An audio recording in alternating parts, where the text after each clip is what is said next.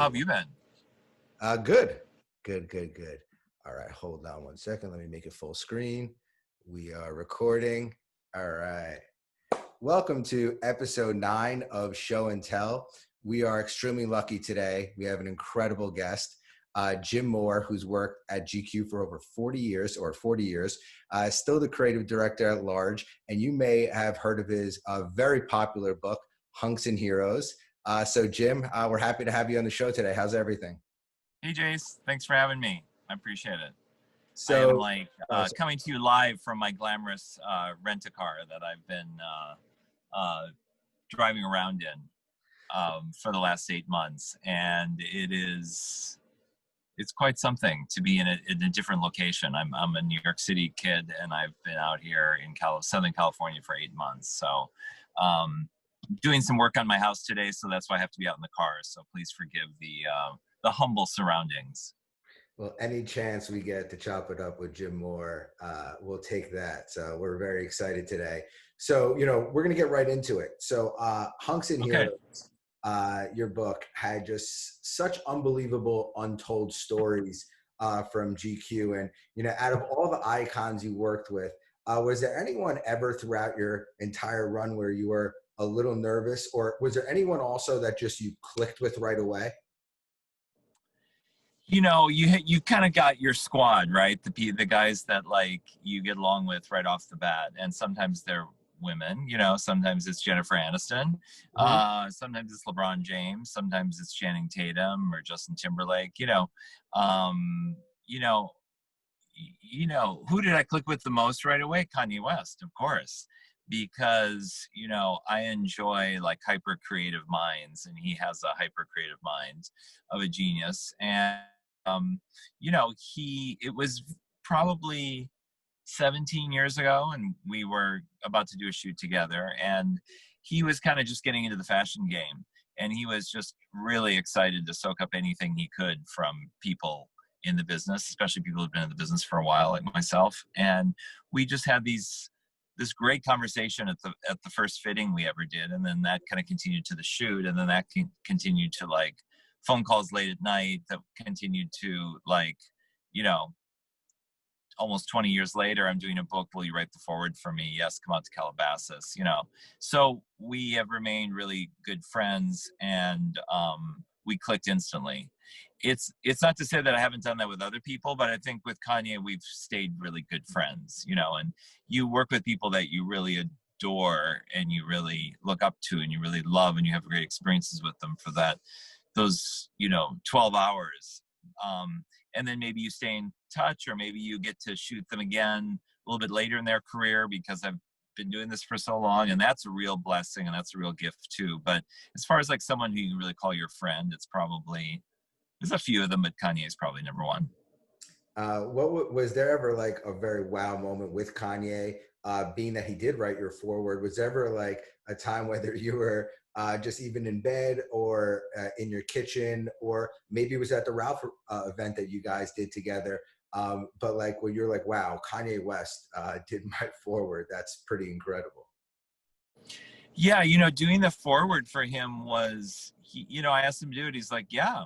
He's like, when can you do it? And I said, well, I can come out to LA, right away, because I'm on deadline, and we have to kind of get this thing done. And I had been to his house a few times before, and I got there, and he had all this stuff he wanted to show me, like projects he'd been working on, and, in addition to the house and all of this stuff. And, Kim's new eyewear line, and all of this stuff. And I said, listen, I know we're gonna have like the best day ever, but I actually need you to sit on the couch, and we got to do this. We got to get this done. So let's get this done, and then we can like lay down tracks with Travis Scott or whatever.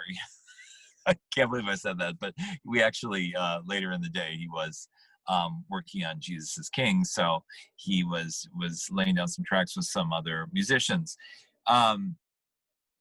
Stay on subject, Jim. I said, sit down on the couch, and I'll put the recording on, and you kind of have to talk about me, as awkward as that sounds. And he's like, well, why can't we just make it a conversation? And I said, you can't make it a conversation. It's a forward. You have to just kind of talk. You can talk for 5 minutes, but let's work at this for like 30 minutes and then we can chop it off. He's like, no, I want it to be a discussion. So finally I gave in. I was like, okay, it's a discussion. It's a talk. So we had a little bit of back and forth, and I ran the transcript exactly as how the 30 minutes played out on the couch in his house in Calabasas. And I just ran with it. And I've had a few people say like, forwards are not, not conversations. I was like, you know what? I think we can bend the rules with Kanye West. So well, not everyone has Kanye West to write their forward. So yeah, exactly.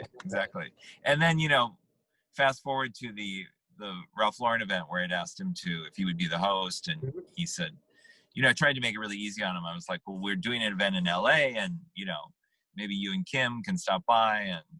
And he's like, this is typical Kanye. Like, well, where else are you doing it?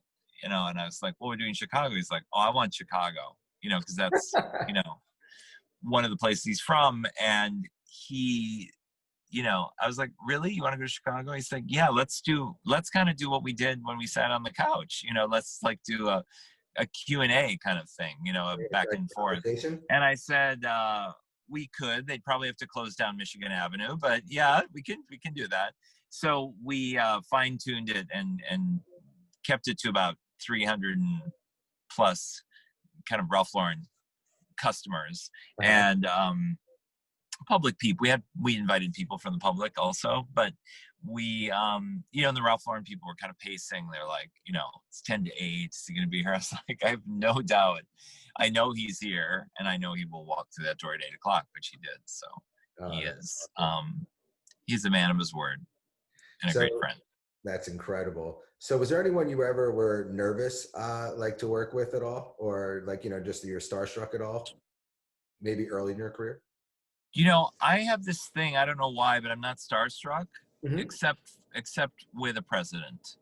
I mean, that's probably, when I went to shoot Obama in the White House, and I had worked with him once before when he was kind of the incoming president, and this is when he was the outgoing president in 2016. Is that right? Yeah, 2016. And I was there with the photographers in Essen-Venue, and we were in the White House, and, it's just, the Secret Service come in and his assistants come in, and they set it all up for you. And I'm like, I shouldn't be nervous. I met him 4 years ago, and but you do get kind of like you're in the White House, and we were in the map room, and so he walks in and he has this incredible swagger, even more so than the 8 years before, excuse me. And we just, hello, Mr. President. I don't know if you remember me. He's like, yeah, I remember you because you made me change my tie. And I said, well, actually, how do you react when you did that? What's that? How do you react when you initially asked him? Well, you mean the 8 years before? Yeah, like when you were like, hey, I think you should change your tie. Like, was he like, I don't want to do it, or was he receptive to it? Well, you can't dress an incoming president or a president. You can't put your clothes on him, right? So I showed up with clothes, and they were like, get these clothes out of here. Secret Service was like, you can't. Press secretary was like, unfortunately, you cannot dress him.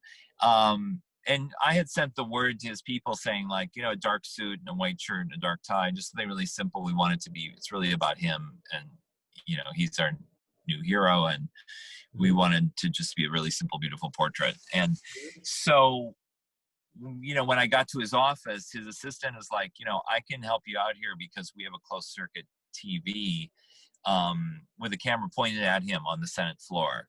And so she showed me, and he was in this blue suit with a blue shirt and like a bright orange satin tie. And I was like, wow, that couldn't be any more opposite than what I've asked for. And I'm pretty tenacious in these situations, even with a president of the United States. So I was like, how do we get him to not wear that? How do we get him to change? And she said, I'll get the word to him, and he'll run home and get something. It shouldn't be a problem. So when I first met him, he was like, someone here doesn't really like the suit I'm wearing, so I hope you like what I brought in this bag. And then I stepped forward and said, I'm the one who, caused you this hassle. And he was like, no, it's no hassle. And he was awesome about it.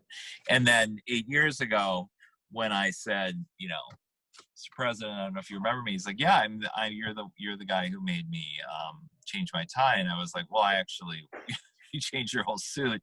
And he's like, by the way you're looking at me now, I can tell that you don't like the tie I'm wearing today. And I said, well, I do wish it was,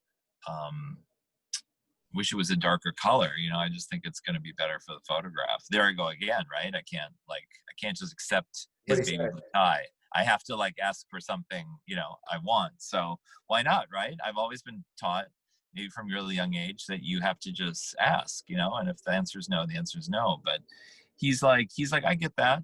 He's like, I'm gonna go upstairs and get you some dark ties. Oh, that's And all. then so it was like he was super menschy about it, and he brought them down, and then he put them on this table, and they all fell on the floor, and then he immediately went down to pick them up, and so did I. And I was just thinking, if anyone wants to know where the leader of the free world is right now, he's picking up ties with me on the floor. So you have a few of those outer body experiences. Maybe first time I shot Tom Cruise when he was, it was right around the time of Rain Man, and we were shooting Dustin Hoffman and Tom Cruise together with Herb Ritts for the cover. And I remember having a little bit of a moment when they're both in tuxedos, when I was tying Tom Cruise's tie, and it was like, okay, you're tying Tom Cruise's tie. That's pretty rad. So you do have a few of those pinch me moments, but for the most part, actors, they're just like us. They're real people. They want to, look good in their clothes, and they want to, actors want to play a part. So you have to kind of set it up for them a little bit, and then they know how to do it, but they're looking for direction. And athletes just want to look fly. They're super fun to dress and work with because, they've always dreamed of being in GQ. They love clothes, so there's that instant connection with them. So, Sure. I've been really blessed. I've worked with, hundreds and hundreds of people that I could only dream of meeting, ever in my life. So it's been a great ride. That's great, and actually leads me right into my next question. Your first book was amazing. I mean, you just had so many amazing photographs to share, and then also so many stories. So there's an amazing demand for a second book. How are you gonna, make a next book different from your first one? Because I'm sure as a creative, that's something you sort of think about a little bit.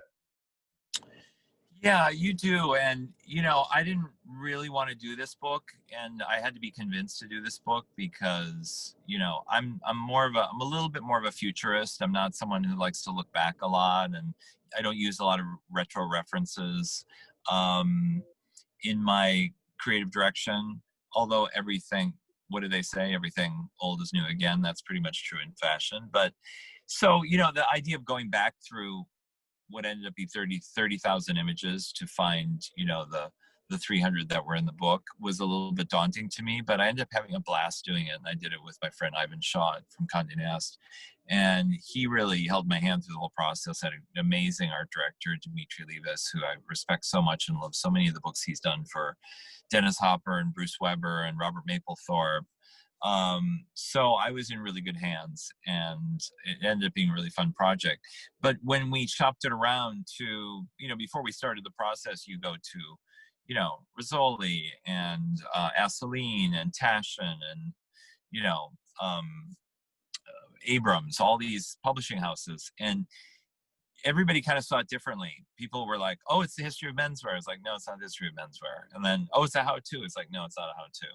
And then when I got to Rizzoli, they were like, oh, we totally get it, And everybody wanted to do the book, but they saw it differently than I did. And Rizzoli saw it the way I did. So I wasn't about to change the way I wanted to do it because, as Anna Wintour once told me, go do the book that you want to do because it's got your name on it. You're going to be carrying it under your arm. You're going to be signing copies of it, and no one can tell you what the cover it should be or anything. You kind of have to do it yourself. And, I was really blessed to be in the company of great experts that helped guide me. But, when I finally kind of locked in on that Ryan Reynolds cover, that was kind of it for me. But so getting great advice from people is great, but it did kind of spark my or pique my interest in doing another book. So if there is another book, there will be another book. It will most likely be more instructional when it comes to menswear. And I think that's appropriate because I know you've heard me say it to you, but I'll tell it to our audience. In my opinion, Jim has the best eye menswear like ever. So I just feel that what you've done over the last 4 decades as far as guiding men is unparalleled. And what's really incredible, and I want to talk about this later about your personal style later, is you've stayed pretty much consistent. I mean, trends definitely, adapt and change, as time goes on and new things happen a little bit. But GQ has been very, very, Jim, we lost you. There you go. Oh, I'm sorry. No, don't worry. But GQ has been very, very consistent, but we'll talk about that in a minute. So I want to move on to my next question that actually, just because selfishly, I'm a James Bond fan, I'm very excited to ask you. So GQ and James Bond, and of course, Jim Moore go hand in hand because of iconic style. So if you were playing casting director as Daniel Craig moves on, who would be your top 3 candidates for the next James Bond? Gotta plug this in. I'm sorry. No worries. I'm sure Idris Elba is like tired of being, fake cast for the role, but I have to say, like, I worked with him a couple times. I think he's the most perfect candidate for James Bond, and eloquent, smart, rakish, good looks amazing in clothes. Everything you'd ever want. Tremendous talent, incredible actor. So I'd have to join the crowd and maybe sign the petition that he should be the one for sure. That would be my number one choice. And then I don't know, maybe you need a little bit of a wild card, like what if Channing Tatum was James Bond? Because Channing is like wears his heart on the sleeve, and he's such a good person, and he's so great. He's such a great actor, and he's so fun loving, and you could have a little bit of a cheeky sense of humor to it also. He could be really good. And then maybe someone super unknown, Yeah, maybe the franchise doesn't need to have the most famous person in the lead role. And when you turn on Netflix and some of the best, or you turn on any TV today or watch any movie, and someone's been put in the role of Prince Philip, or Malcolm X, or whatever. Maybe it's a young actor that is kind of up and coming, and people haven't heard of that much, and so we can kind of concentrate a little bit more on the storyline and not on the star power. And the movie, like so much of Hollywood, does make the star. The star becomes, the star shines brighter because of the role instead of the other way around. Sure. So back to fashion. Who are your favorite American and European designers?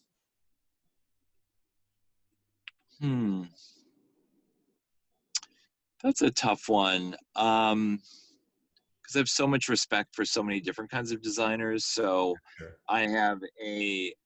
I started this mentoring program recently, and I've actually been mentoring a lot of young designers, specifically Black designers.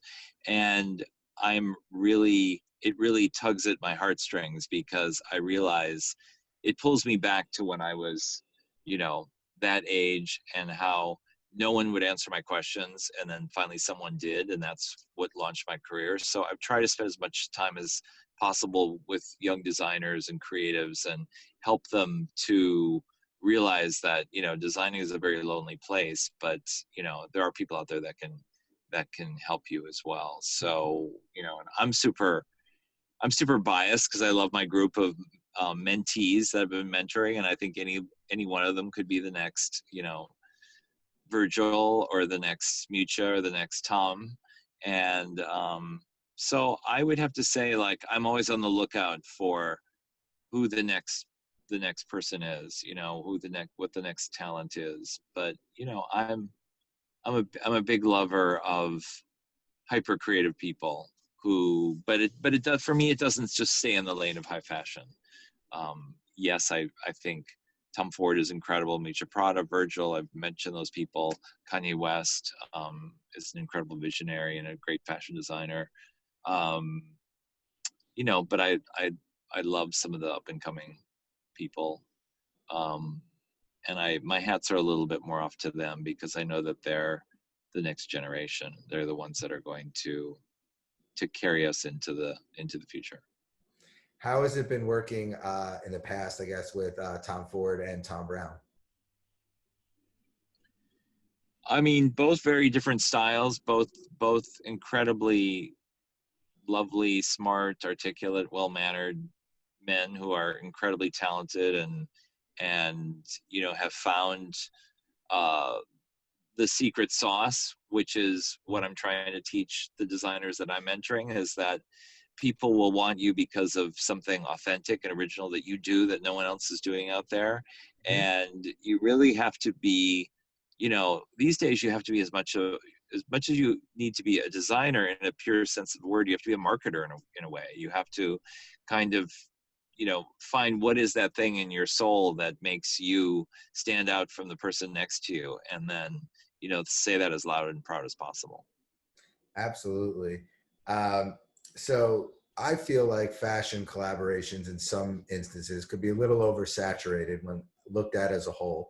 But what do you feel has been the best fashion collab of all time so far? And then also the most surprising, where two brands collided that you necessarily didn't see happening? Best fashion collaboration of all time, probably Louis Vuitton and Supreme. I mean, that was just Sure. mind-blowing. And I remember that was one of the Louis Vuitton shows that I didn't preview. And so when I saw it for the first time, it was the first time I saw it. And it was just, my jaw was down on the floor. It was like, how smart was that of Kim Jones to seek out Supreme, and for that to be this like perfect moment, you know? You And usually preview all the shows? Sorry, I didn't mean to what's interrupt. I didn't mean to interrupt, but you usually preview all the shows before the actual catwalk? You know what? I don't like to preview shows. I will, if a designer wants to show me their collection, you know, 15 minutes before the show or the day before the show, which Kim Jones usually does, I will. You can be sure I'm going to go, but it's like, it's not a request I make. I know some journalists want to see the show before. I actually like to see it, you know, completely fresh from an audience. You know, I want to sit there.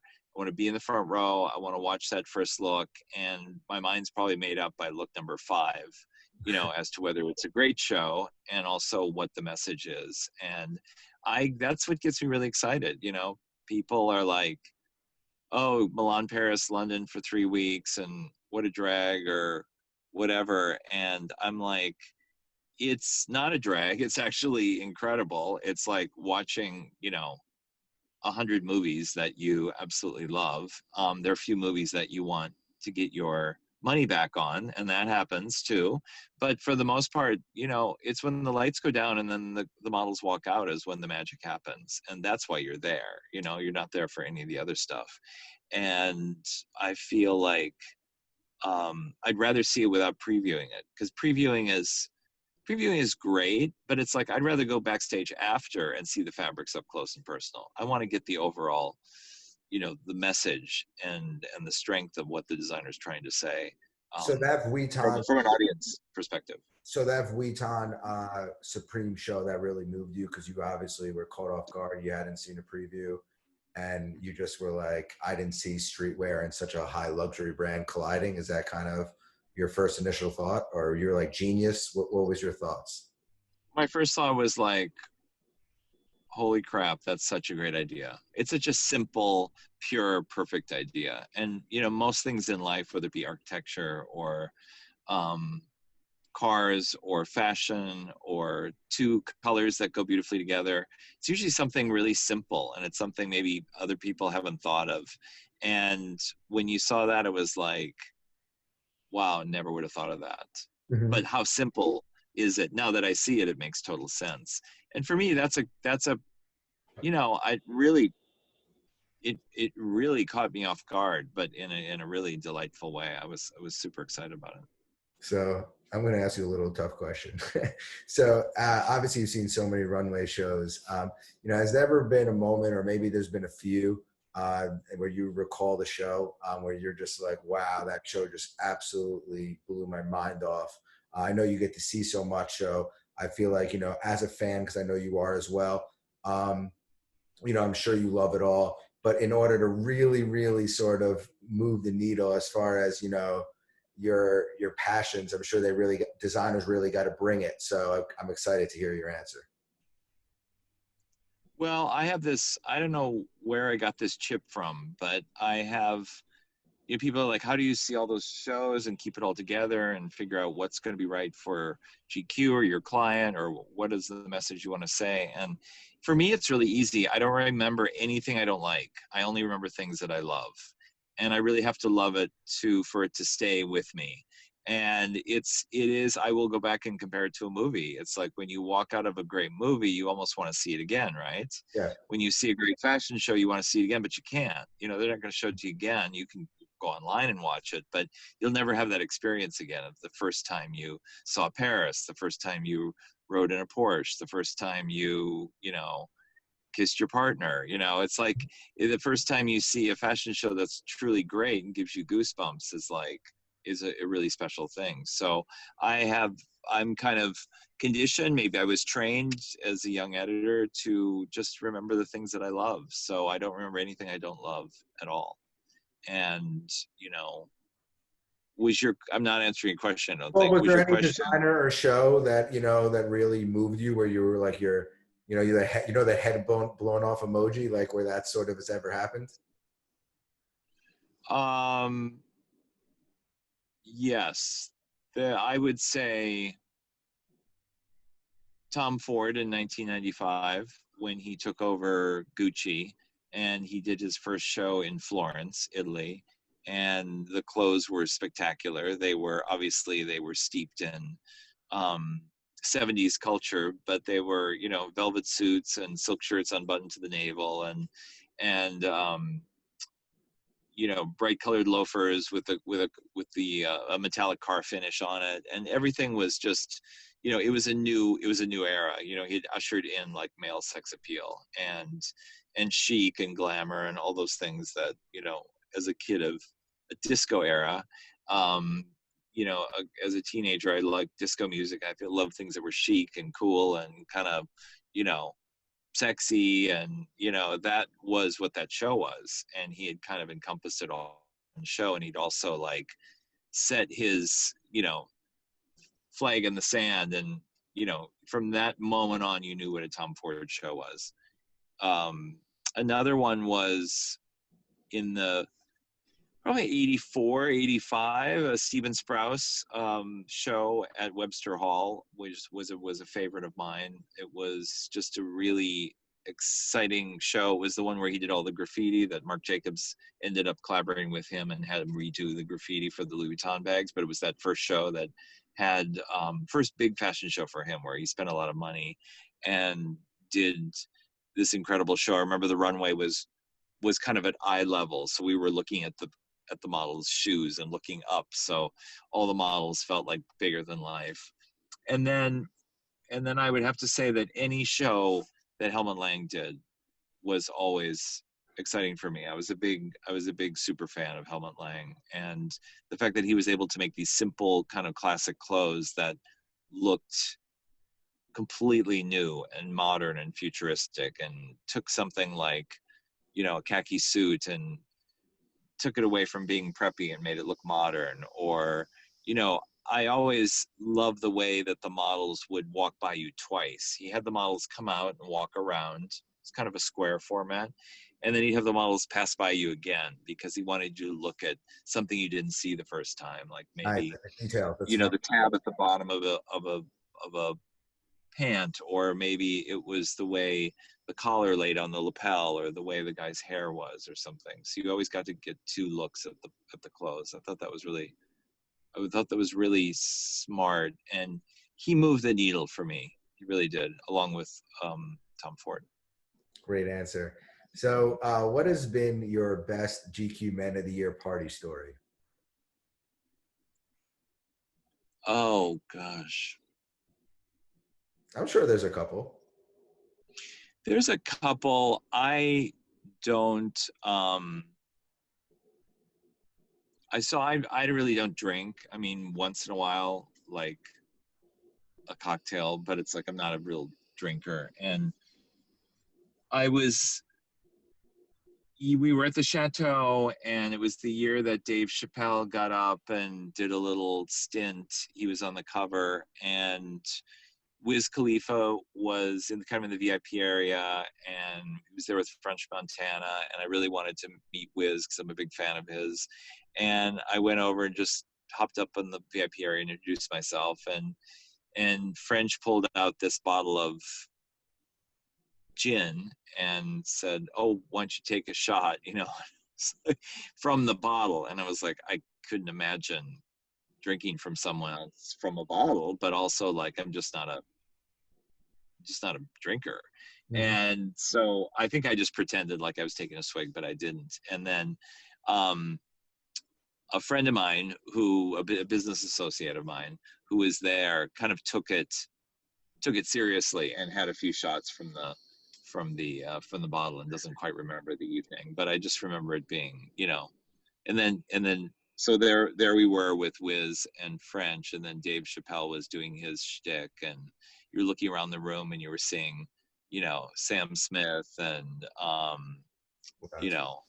tons of celebrities, and they're always pinch me moments, and even though I don't, I'm not really starstruck that much, it's like to see that many people kind of coming out for GQ is a really big deal. And what I really love about those parties is that it's the guys' turn to like really crank it up, so all the guys look their best. They're wearing their best tuxedos or their best suits, or they got their haircut that morning. And it's like there's so many events where the women kind of bring it, and the men kind of fall back, but this is an event where like the guys really shine, and they know it, and they know they're going to a big GQ event, so they prepare for it. So that's cool.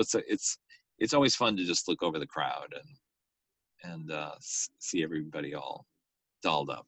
Yeah, got to step it up for the GQ events for sure. So a little cliche, but what are your top 3 covers of all time? GQ, of course.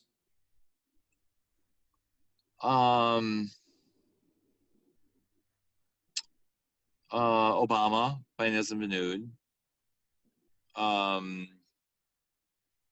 Ryan Gosling by Mario Testino. I know exactly. Yep. And Kanye West by Patrick Demarche. Awesome. And I know you also did a Colin Kaepernick one that was extremely, got a lot of attention. And I know, actually, I have to ask you a question about that. So did you guys get any backlash for standing up for social justice when that happened, especially being ahead of the curve as far as timing on that? Oh yeah, absolutely. We were happy about it. We were happy to lose Instagram numbers or whatever was going to happen. We were thrilled and delighted to put Kaepernick on the cover. And when we chose the location, we had to be very secretive because he was a very polarizing character, in 2017. But something that we were all just so excited to have him part of it. And, I had shot him, I'd worked with him a couple years before and had no idea of his, his passion or his beliefs or his rights, or I should say organizations that he stood behind. And I learned so much about Black Lives Matters that day, and that was 3 years ago. And it actually was that moment of shooting Colin that the Mentors, which is a program I'm doing with Rachel Johnson, was really born because I invited Rachel to be part of the photo shoot because she is Colin's stylist, and we're just really dear friends. And usually, I'll ask the personal stylist for sizes and things, but they don't really get involved in the GQ shoots. But Rachel and I have a history, and you know, we did our first LeBron cover together, and you know, I'm just she's a really dear friend of mine. And so Colin had asked if we could do all POC designers. I thought that was a brilliant idea, and then I was like, well, let's do all the clothes in black. And it had a little bit of a 70s vibe to it, but for the most part, we knew, you just, when you do a cover like that, you just know you're doing something historic, and it feels really good. But it was really born out of that moment when he explained his causes and the people that were have been wronged by police brutality or whatever his platforms are, basically Black Lives Matter. And explaining that to me, it really opened my eyes. And, you know, cut to 3 years later, I really wanted to do something that supported something close to my heart, which is mentoring young designers, but really channeling it more into the Black communities. So Rachel and I, every Monday, we mentor 2 to 3 designers. They come to us. We have a platform now, and we basically give them advice, and they can be creative directors, stylists, photographers, fashion designers. And we spend an hour with them, and then we follow up with them, and then we send them on to other people, and we bring on guest mentors as well. And it's really taken off, and it's very emotional. We did one yesterday, and you know, there's so much talent out there, and there's so many people that are not given the chance to really follow their dreams. So anything I can do to help at all, I'm there for it. And it really all came from that Colin cover. So yes, that would be one of my all-time favorite cover experiences. Yeah, that's extremely commendable. So you have iconic personal style. You always look chic and consistent. I want to know, how have you mastered your personal style, and how have you tweaked it over the years? And just a little tidbit, initially when I was getting dressed, last minute, I was like, you know what, I should throw on a black turtleneck and a black blazer just to throw an ode to Jim. But I was like, you know what if he's wearing the black turtleneck and black blazer? So I didn't want to match. I was too nervous.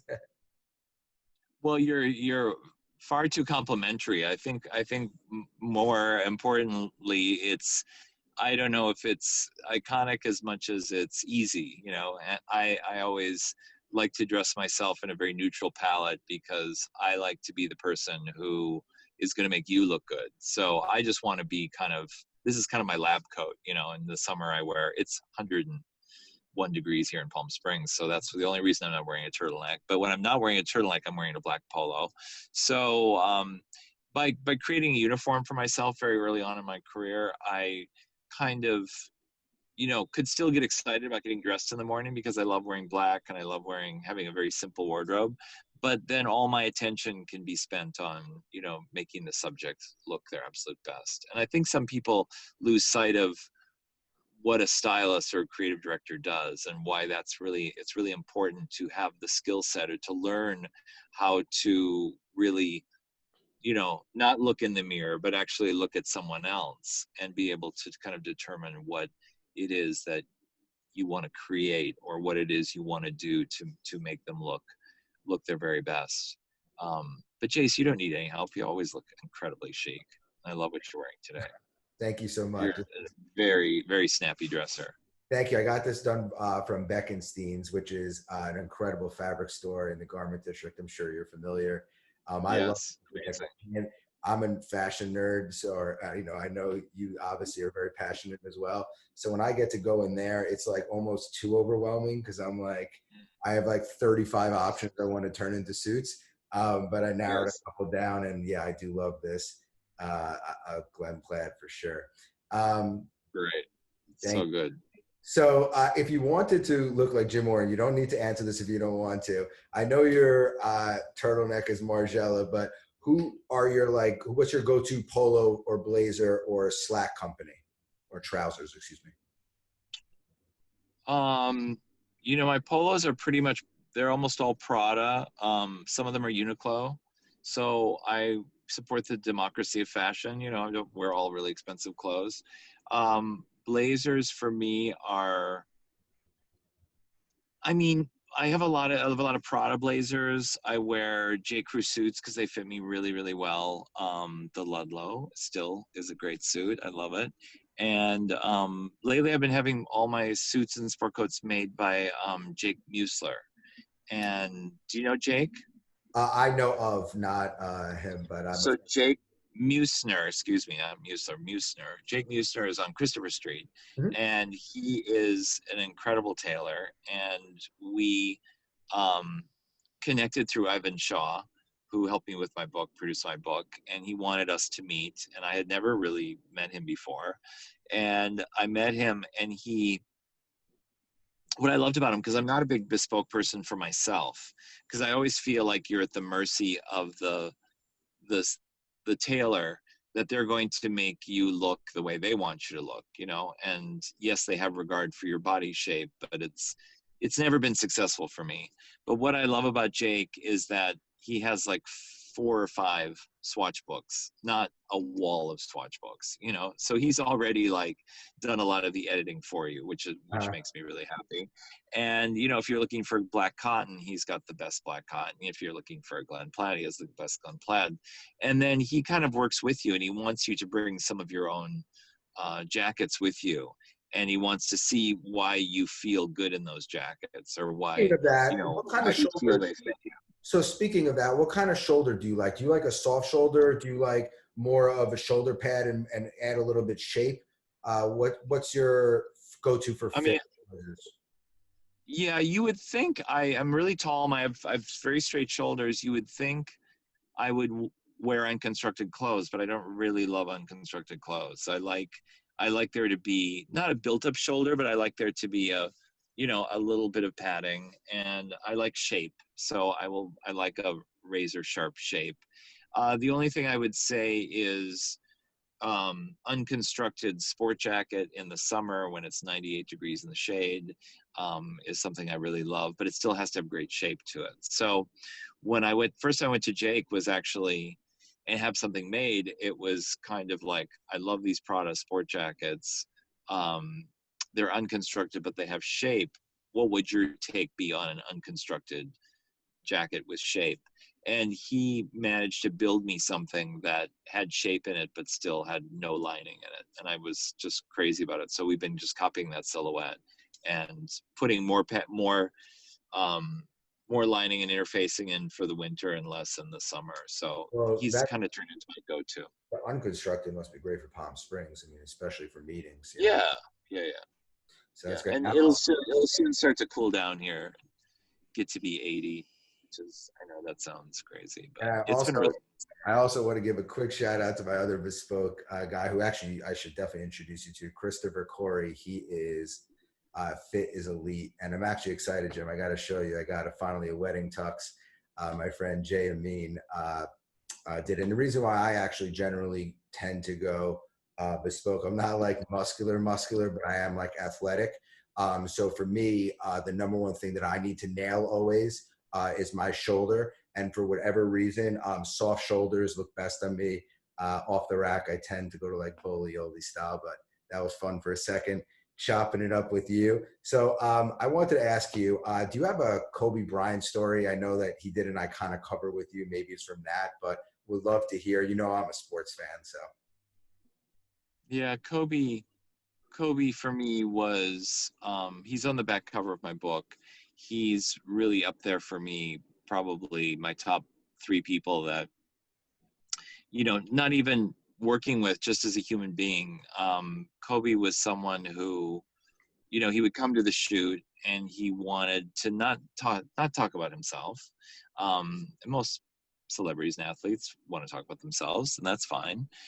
He wanted to find out how your day was going, and he wanted to learn from maybe an experience that you had in the last 24 hours. And, you know, Jim, tell me what's going on with you.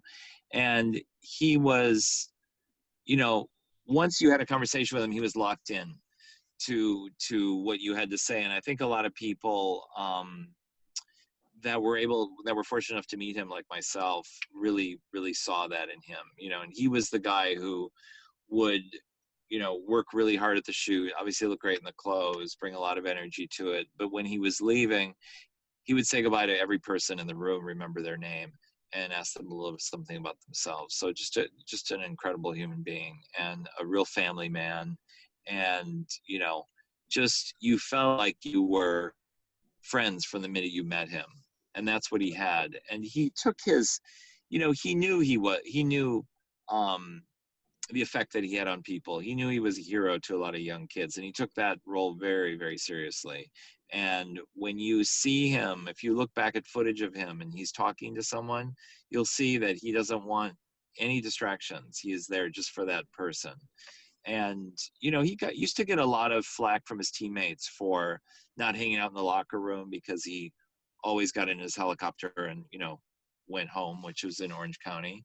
But that's because he just loved his family so much, and he didn't want to be away from them for a minute longer than he had to be. And I really respect that. There's so many things I respect about him. It was such a huge loss and such an incredible human being. Yeah. I remember being in New York and hearing the news, and I was kind of in shock. And then the next day, I think it was on a Sunday, and then the next day on a Monday, I was coming out of a restaurant, and I looked up, and the Empire State Building was yellow and purple, and I just broke down and staying there all by myself, looking at the Empire State Building, crying like a baby, wow. There are certain moments in American history where you remember where you are, and unfortunately. Yeah. That is one of them. Moving on to another sports goat, I know you got to work with Tom Brady and also Michael Jordan. Is there anything that sticks out working with them? Michael Jordan worked with him, I think, 3 times. Oh, obviously, the first time was with Abaddon. That was the most memorable. He was already professional. He wasn't a rookie, but he was, all eyes were on him. And I remember Art Cooper, our editor-in-chief, was so excited to put him on the cover. Richard Abaddon, it's all in my book, but basically Richard Abaddon didn't know who he was because Richard Abaddon doesn't care about sports or is not interested in sports. So his assistant had to write his name on his hand so he could remember, Michael, which I thought was interesting. And, I'm a little bit of a sports dummy. I didn't know that much about Michael Jordan. But to see the charisma and to see that incredible lanky body, like dribbling in front of the camera was pretty spectacular.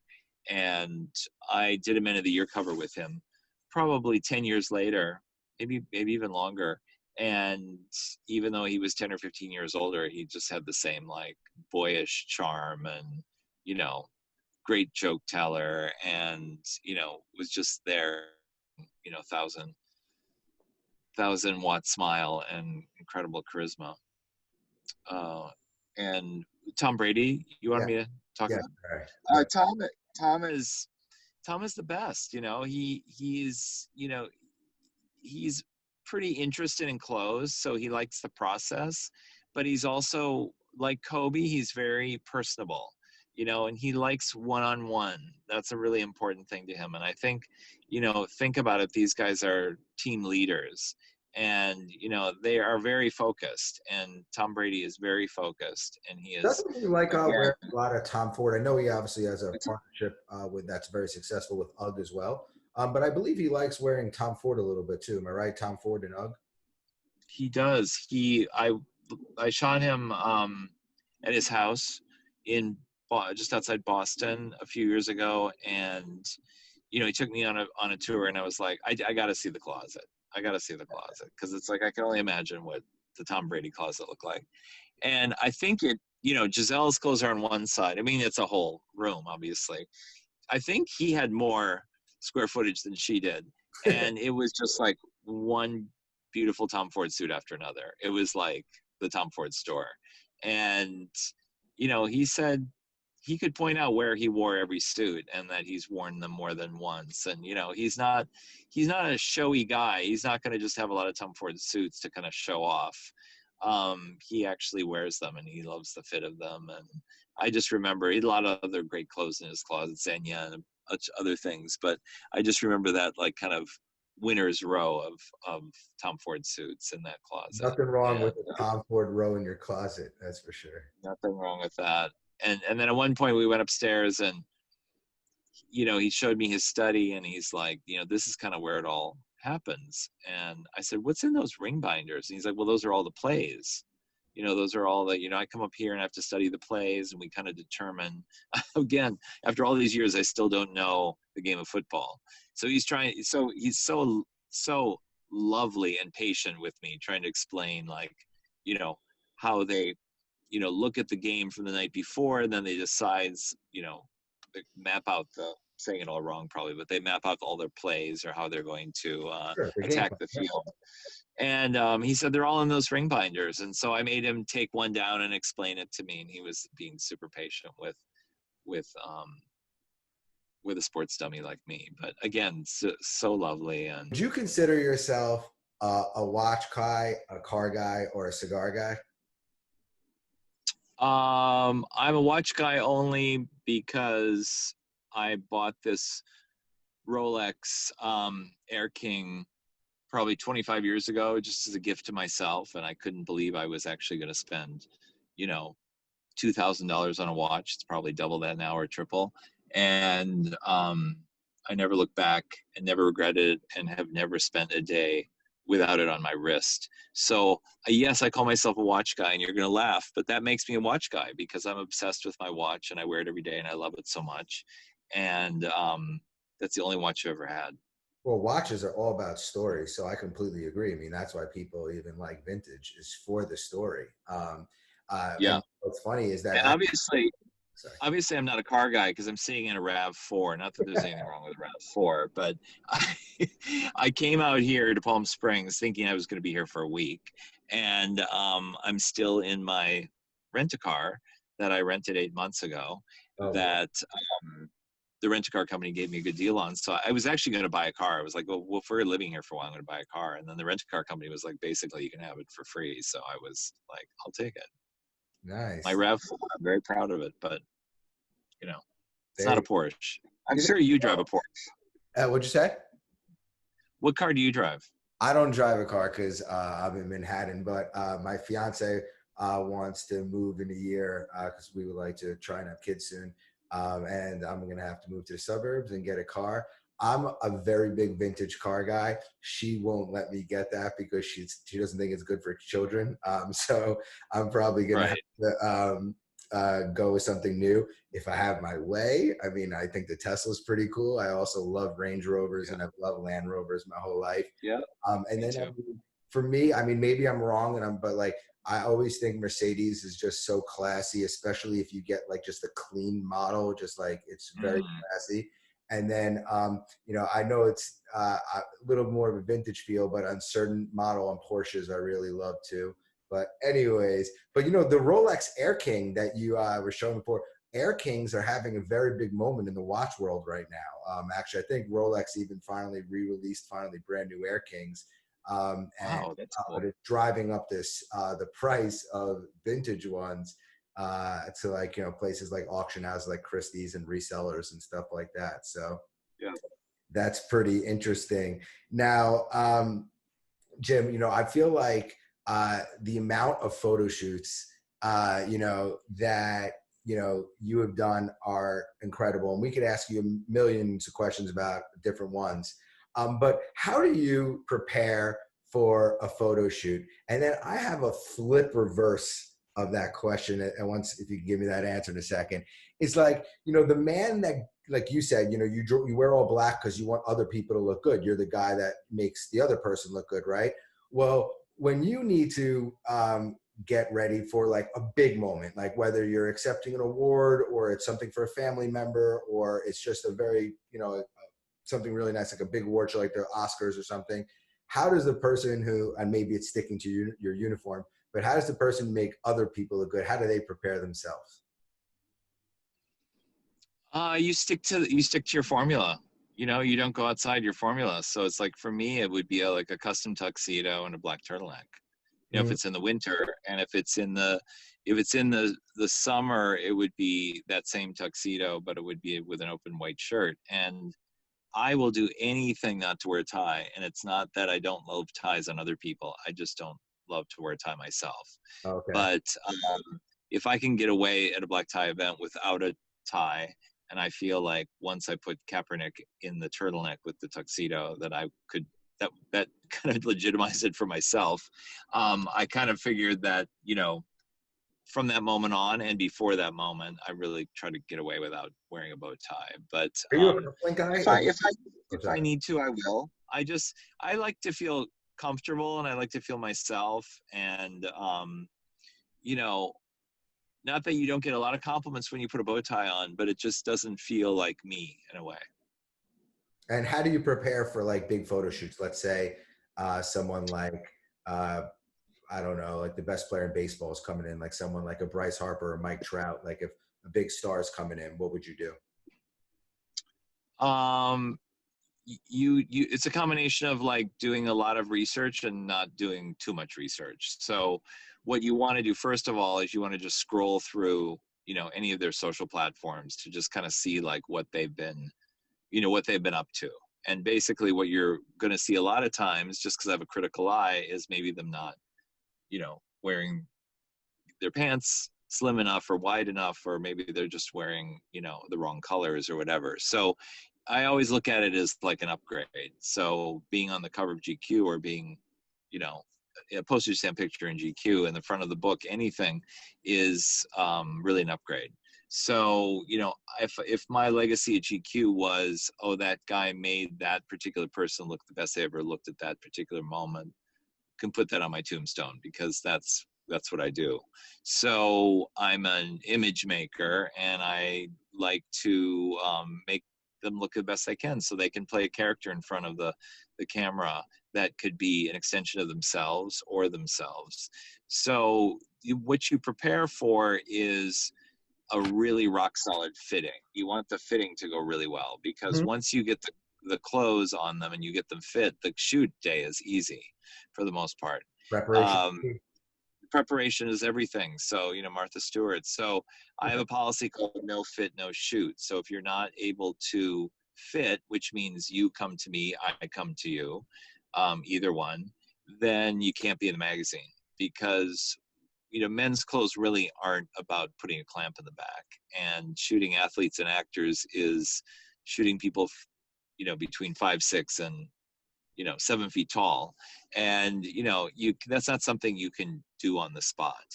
And it also, guys for the most part stylistically are a little bit uncomfortable and a little bit insecure. So if you can get them in a safe place like the GQ fashion closet and show them how cool they're going to look and get the fit to be perfect on the clothes, then the day of the shoot, you can just see they walk in, they have so much confidence, and they can't wait to put on, you know, their new clothes that were tailored just for them. So for me, that's always been my, you know, been my secret sauce, to have the fitting the day before, the night before, 2 weeks before, whenever, and a great tailor and some amazing clothes brought in by amazing, talented crew of people like I always have had at GQ. Well, that is excellent advice, especially for aspiring people who are in the fashion industry. I mean, for my own brand, if you don't make fitting and you don't see the tailor, you're not walking down the catwalk, because you're a representation of me. And I want, you know, I'm very passionate about what I do, and I also want to make you look good. So I think it's mutually beneficial to sort of nail that fitting. So I couldn't agree more. This brings us to our last question. After this question, I'm just going to do a 1-minute outro. If you could stay with me, and we'll be on our way. So Okay. I actually think I'm going to get a kick out of asking you this, because I think you're going to get a little bit embarrassed, but that's why I'm excited to ask you. So who is going to play Jim Moore in the Jim Moore movie? And then also, I have a fashion motto that I live by. If you don't got fit, you don't got shit. And I was wondering if you have a motto that you live by too. But first, who's going to play Jim Moore in the movie one day?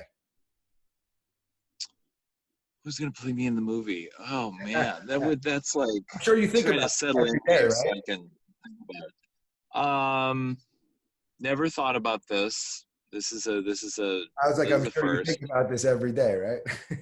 No, this is like, never thought about this.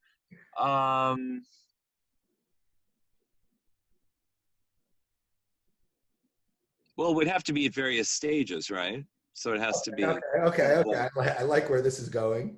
right. So it Yeah. has to be kind of like, 19-year-old Jim that's, organizing socks in the fashion closet at GQ and loving life more than anyone because I got this job at GQ.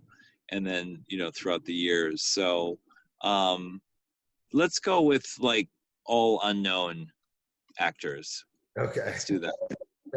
Okay. And what's one fashion motto that you live by or would like to sort of advise people out there?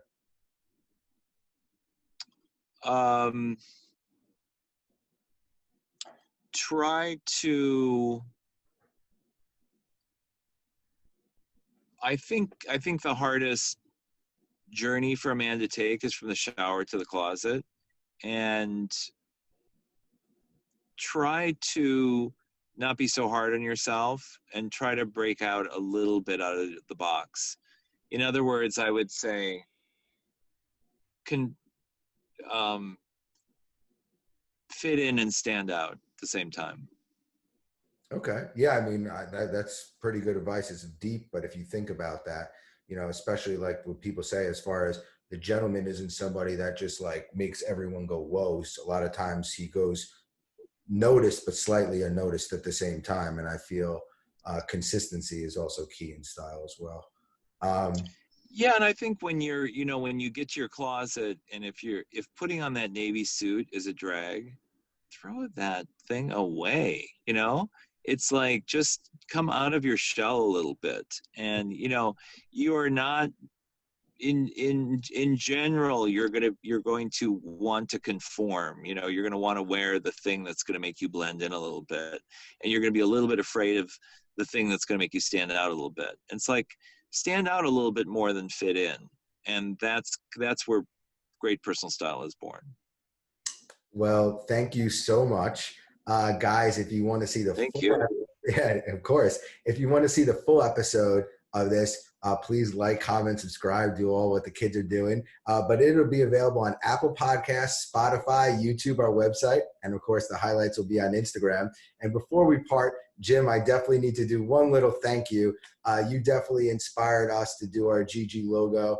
You definitely said at one point, we need some kind of, our 6 stripes are good, but it's not necessarily enough for a brand recognition. Like you need like a logo that could be stamped on the corner of a short or the top of the neck of the back of your neck on a t-shirt or on the corner, like how Ralph does the polo. And that really helped our brand. I mean, you can go look on our Instagram profile. It's definitely our logo today. I've always held what you've said into high regard because personally I've always looked up to you. You're an amazing talent. I'm not joking. I think you're the most important person in menswear, the best eye ever in menswear. And it was a complete honor speaking with you today. So thank you very much. And I appreciate your time. Oh, that's very sweet of you. I don't know if I'm worthy of all those things, but I really thank you for that. And I'm so glad you stuck with that logo because I love when people take my advice, but I knew it was the right advice in your case. And this has been a pleasure. And it's an honor to call you my friend and a fellow very stylish guy yourself. And yeah, thank you so much for all the support, and be safe out there and have an amazing rest of the year. Thank you so much, Jim. I appreciate it. You too. Take care. Hey, Jeff, how are you? What's up, Jace? How you doing, man? Great. Just first of all, can't not comment on the jacket. It looks amazing. It looks like a cotton candy tie-dye, huh? Dude, you should see how it tastes. Oh, man. No, it does. It's probably my best purchase of the year because it's the most commented on thing, whether I wear it on the shows or wear it out in public, from everybody. I'm telling you, you're like 17-year-olds to 112-year-old old ladies. Like, I love that shawl. But it's just brand Ovadia, if you've heard of him out of New York. Yeah, I don't know the designers very well. Really great stuff, and this is just it's been a hell of an addition to the team here. Really proud of it. Really proud of myself for making this decision. That's great. I'll tell Ariel and Simone for sure. Oh, you know them. Shit. Well, I give them a lot of love on. I've given them a lot of love. Nice. I mean, the cookbook, everything. They've been everywhere as far as my body. So I'm excited to speak with you today. and I definitely want to feed into your personality. So without having, with that being said, what is the funniest, story where somebody's come up on the street and been like, "Hey, I recognize you from the Food Network"? I think it happened. I don't think it's the singular funny story. It's the funniest story that continually keeps happening. And that is like, "Hey, man, dude, how do I know you?" You're like, I don't know, man. They're like, "I know you. You used to work at that bank on Harlem Avenue. Oh, you're the guy with I go, "No, that wasn't me." "I know. You're cousins with Brady from the thing, right? You're the cousin." I go, "No, that's not." "I know. You used to do that." I go, "Fine. I hate to, so embarrassing to have to admit it yourself, but I'm a television host from Food Network, The Kitchen, Sandwich King." And they're like, "No, that's not it." And you're like, "They'll play it in." But like, That's it's I'm still in the realm where, a lot of people are like, why do you, so, and then you have to embarrassingly tell them who you are, which is never, if people at my C-list level, you don't want to ever be put to that. I disagree Maybe with that C completely. plus, maybe C plus. Well, let's boost it C plus and give you an A plus feeling at the moment. My Hey. mother, who might be in here, I'm not sure right now, Meryl, loves Jeff Mauro and watches Really? Jeff on TV all the time. So don't sell yourself short. Well, thank you. Hello to Meryl if you're out there. I don't see it pop up on the comments, but I tell you, I'm the mom slayer. It's that's why I was put on this planet, to entertain the mothers. All I want to do is entertain everybody, but unfortunately the moms get it. Oh, my cousin Joe Ballerini's here, A-list. The writer of Babysitter's Guide to Monster Hunting, which just came out last week on Netflix. Watch it. It's a good movie for the kids. Very cool. The thing. Yeah, see? Very cool. I'm Queen part Mary of a dynasty, is in here. Jace. Yeah. Queen Mary is commenting right now. That's my mother. Yes. Of course she's a queen. Hello, queen. Exactly. So let's continue with the ego boost. Please. What was it like to win Food Network Star? A lot of people ask me if it was, they're like, "Well, how does it feel to be an overnight sensation? You wake up one morning and you're like, you were a contestant." This wasn't overnight. It was not the journey there was over. It was definitely not overnight. It was, well over 12 years in the making of just being singular, having a goal. But it really was like, when you win the show, is different than being in the top 3, which I was in the last episode. For me personally, I already came to terms with it, because by the time the show even aired, I already shot my first season of Sandwich King undercover. So I knew I won. I didn't know that. Yeah, it was wild. And I had to go back to my old life, and I was cooking, and I was making $14 an hour, and you were sworn to secrecy, obviously. And then the show came back, and then each week was a new adventure. I was still in it, so people were, trying to have me leak the information to them every day, hundreds of times a day with my customers. So that was difficult, but I held it all in. And that was the best feeling, was being when people would yell at me or my boss or something, and I'm chopping an onion. I'd be like, "Ooh, I can walk out of here. You don't know what's coming. I won this thing." So by the time I finally, we won, and it was it was a big celebration that night. A lot of people were involved. It was great. I was like, a weight was lifted off my shoulder, and it was like, yep, now I can get to work for the first time in my career. What I was meant to do. I finally woke up that morning. I was like, I can do it. And they put me on a plane, and I did a press tour and a book tour and all this stuff. It hasn't thankfully stopped since that moment. So that was well over 9 years ago. How deep was the woodwork with people coming out? Just old friends, high It school really buddies? did.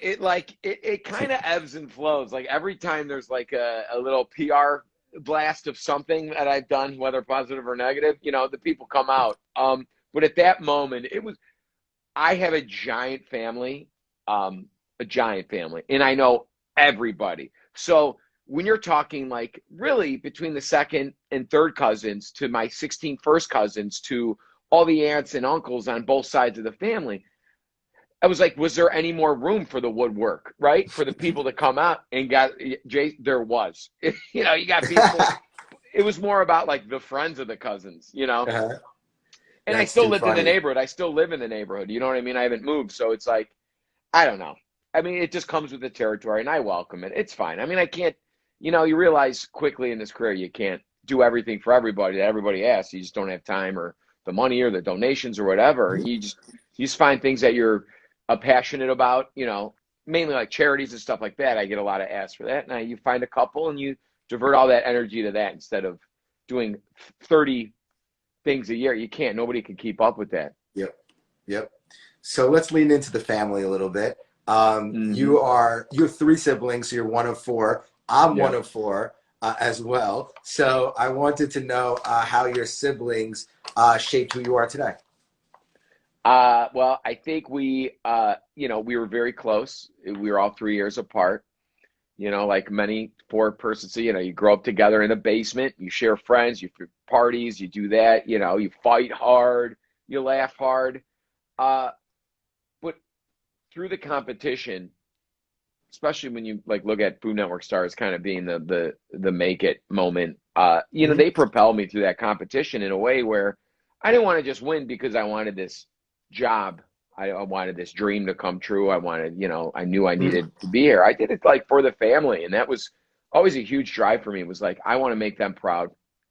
I love making them proud. I love hearing the stories of like, oh my God, I ran into somebody and they say, oh, they recognize my voice, which we get a lot. We all have very deep voices. My dad, my sister looks like me. My brother sounds like me. So like they'll get picked out and then they see the name and it's like, I don't know. For me, it's a shared win, you know. And when that moment I won till now listen, now my sisters, you know, I swore I'd never employ any of my siblings, but my sister Emily is not only the co-host of my podcast, Come On Over. I don't know if you've listened, but she's the producer, she's the editor, she's the marketing director, she's the Wow. social media director. Like, and she's like my first employee in a way, but like it fits. You know what I mean? She's just not like Mhm. picking up my dry cleaning. We're creating something together where we're sharing these stories from our childhood. Mhm. But everybody else, you know, we just Mhm. everything's the same. You know, I just have people over way more than any of my other siblings. We'll put it that way. I Well, have the I biggest might space. We'll put it that way, and the best outdoor kitchen. So that's why. well, I might have you beat in the deep voice competition, unfortunately. Yeah, yours is That's pretty. Yeah, you have a nice basso profundo, as we say. there you go, something like that. So listen, since you did the sibling thing, I need to, or else I'll never be able to let it down. My brother, well, I have 2 brothers and a sister. All of them are younger. I'm the oldest. One of my brothers is a sous chef, and Really? he's a sous chef at Quality Meats. Have you ever heard of it? Yeah, of course. I've been there a couple of There you times. go.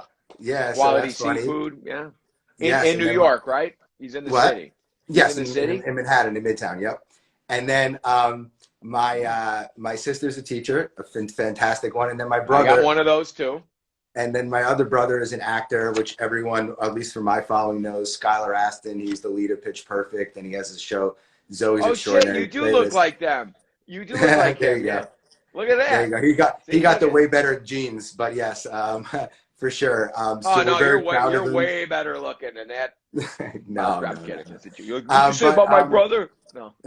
no, but you know what? So the reason why I actually brought that up is because I understand where you're talking about sharing a sentiment of when the family wins, we all win. So I Yeah. completely understand that, and I thought that was powerful. And especially with my mom watching, I made sure to slide that in real quick. It's so So, true though. You know what I mean? Listen, you're still gonna have the same issues you had before someone found success or fame or mhm, whatever, or made it. You know, I mean, mhm, like I quit. You know, it's making it you don't get to do every day. It's very gratifying, but it really is. You know, I say it all the time. Show business is a family disease. You know, yeah, uh, like it's not just me in it now. Now everybody has to kind of be on guard, and everybody's like, you can't 100%. be the asshole brother in at the club. You know, No. about getting in a knife fight because Yep, Jeff everybody's gonna Morrow and his lose. brother at blah blah blah club Yeah, last you night got on to Hollywood represent. Boulevard. You know, Yep, it's true. You know, because there's totally. benefits, and then there's a lot of negatives too that people don't realize when you're doing, I don't know, people know who the hell you are, so it's a family disease. We're all in it together in some Although, form or Jeff, I another. have to say, if there ever is going to be a dust up, whether it be like with police, hopefully it happens while you are wearing that jacket. Can you imagine? Oh my God, the internet would explode. Oh my God, it'd be too Yeah, funny. right. So listen, Greaseball I know hippie gets a knife fight, right? you're Jeff Mauro, drunk from a Woodstock party from the night before. Anyways, Exactly. I know you have a son. And you know, now that you have a family, and I'm sure life has changed slightly, how has your cooking changed? Is there anything as far as like what you make that's changed, or just something that you're a little bit more conscious with, maybe like health and stuff like that, or is it just no? Oh my God. I mean, look at my first couple seasons of Sandwich King. I was a house. You know, you eat a lot, you get thrust into this world, and you know, it's like bringing a severe alcoholic to a penny pitcher night. You know what I mean? Free shot night at the Yep. an open bar, if you will, because you wine, you dine, people are super And you feel like it's generous. work, so you feel like you're It's work. you're I doing have your work. to eat. I'm a food guy, right? You eat, Yeah, but yeah. over the years, the more you watch yourself on television, for me, the more I tune things up, and you know, I gradually got fitter and fitter and retuned my lifestyle and realized that you don't have to eat everything put in front of you, and you can a couple days a week, but at the end of the day, you need balance. And I'm like, you know, thankfully, the healthiest place I've ever been at, because I feel better, I perform better. And when I have to look at myself on screen every week, I'm not like, oh my God, that XX Robert Graham shirt. You know what I mean? It's like you can only pull that off so many weeks in a row before you want to wear a t-shirt on camera without seeing, you know, the topography of my love handles. So Yeah. that propels you, as well as, you know, set an example for our son, you know, especially, and it all starts in the kitchen, man. What is It's he 80% like? diet. What does he ask you for? Airsoft guns. Weapons? I don't know. He's all boy, man. No, I meant food-wise. What does he ask you for? Food-wise, I thought you meant like, what do you ask for? Yeah, he like loves, you like Hot Wheels and Nerf guns. No, exactly. He's 12. You know, he wants cheeseburgers all the time. He wants steak. He wants pork. He wants pulled pork. He wants meat. He's got to eat broccoli. He's a little different than mom and dad, I guess. Yeah, he does. He's still not like, the guy's not like, give me the sashimi flight. And there's a lot of chefs out there where the kids he's a have real kid. unbelievable palates. He's not one of them. You know what I mean? You know, these kids are posting, wild mushrooms and foie gras wraps. You know, my son still wants, you know, nugs out of the freezer, which it's normal. That's just part of the culture. We've tried to hold on to some semblance of normalcy here, but he knows good food, man. Hey, if we're out and he gets a burger and it's overcooked, sending it back. Send it back. I go, hey man, if it's not pink in the middle and you know you're not going to enjoy it as much, be nice about it. But you know what I mean? That's the value in food. I mean, like, you know, our lifestyle is 80% diet, right? And you can only 80%. I'm strict. 80% of my diet is strict. I work out 80% of the time. You know what I mean? Whether that's 8 out of 10 days, it's pretty average for me. And it's, I don't know, same thing at home, right? You know, you got to. During the week, we tune it up and we make stuff from scratch. And on the weekend, we'll order pizza, right? We'll go get some McDonald's or something with a side of 20-piece once in a while. Oh, my God. I'm sure the comments Jace, if I put a double quarter pounder with cheese and a 20-piece in front of you right now, I'll tell you one thing. The chicken tenders are gone. The chicken tenders are gone in 20 seconds. But I heard the new spicy 20 nuggets, are good. 20 seconds. Yeah, for sure. Oh, my God. So, anyways, I've been so excited to ask you this question, especially the latter part of it. So, what is your favorite meal to cook as far as for a date night with your lady? And then also, like, what's your favorite meal to cook, like when your boys come over and stuff? Date night would be like a salmon, like a crispy skinned salmon, you know, with like sweet potato, greens, nice fresh salad. Honestly, to me, like, good Atlantic salmon. I love the farm raised stuff. I'm not like a Copper River. I don't like king salmon. I don't like coho. I don't like sockeye. I like Atlantic salmon, sustainably farmed, good stuff. You know what I mean? That you just treat really well, cooked to medium. There's nothing better. And it, to me, and my wife loves it. And that's the whole goal of date night, isn't it, Jace? Yes, to absolutely. make sure everybody's happy and not too full, because that could be detrimental to the date night. That's why you front load it, if you know what I mean. Smart people. The smart couples, TCB, in the beginning, Jace, and then you eat, and then you go to the couch. Boom. Second, guys come over. I'm making my Detroit pizza. I mean, that's like the most requested thing I do with a side of oven wings. I love taking wings, right? No fryer necessary. Salt them. Little baking soda mixed with some salt on a wire rack in the fridge overnight. Naked. All the air circulates, dehydrates that skin. You pop them in a hot oven, 400 degrees for 25 minutes. Toss them with your butter and hot sauce. You do your honey barbecue. You do your lemon pepper, garlic. You do parm. Whatever you want. Crispy as hell. No fryer. I hope my fiance is listening right now.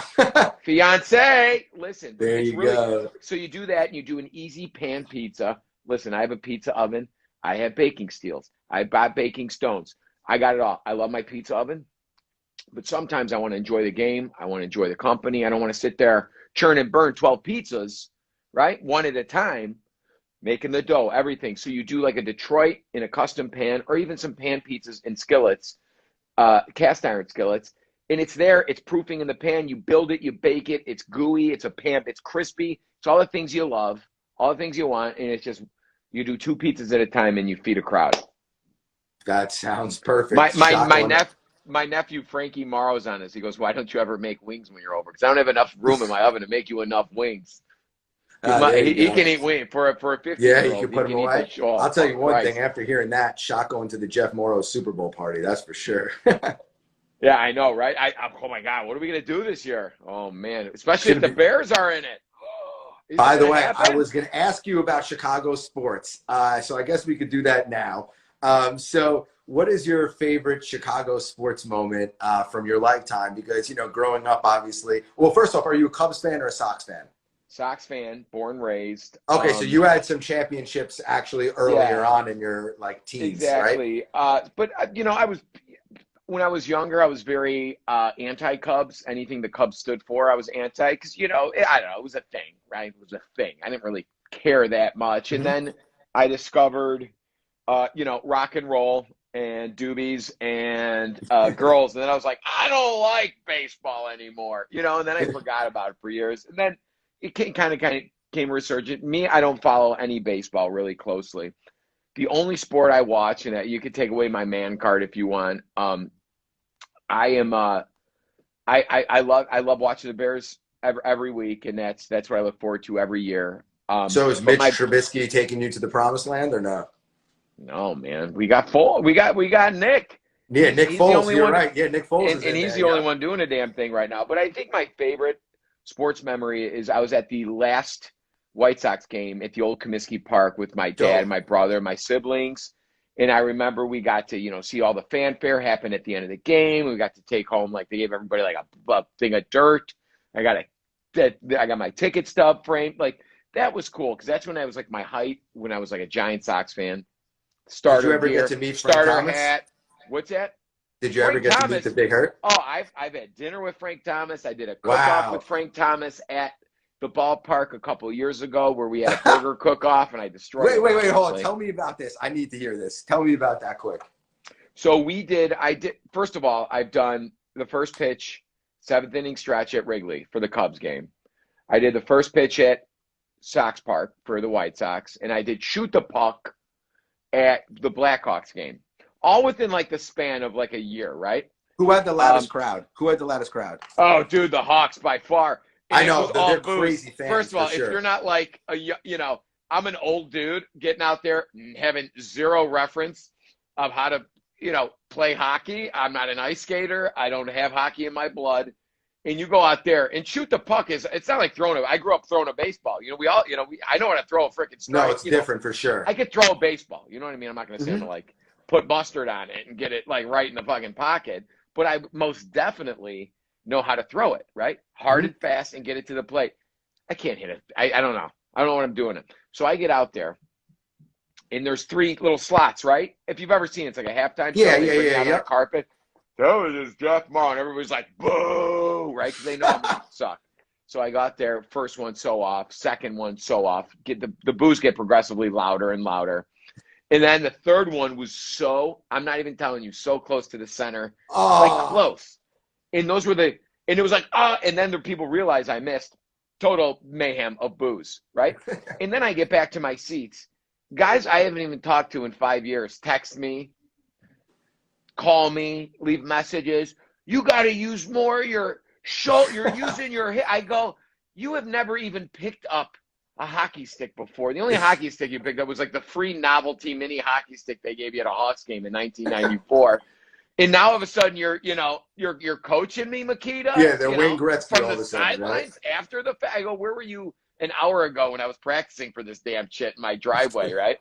But that was a great moment. And when I sang the 7th inning stretch at the Cubs game was huge too, because I milked it for everything it was worth. But it doesn't matter. Like, you could be the biggest sports. Like, that's what I love about Chicago being a great sports town. It's like those are like things that you always wanted to do as a kid, and you got to kind of accomplish through food. Yeah. So did you smoke Frank Thomas in the burger cook-off or no? No, I smoked him, dude. He didn't know. I mean, he can't hang. But then he was my catcher for the pitch?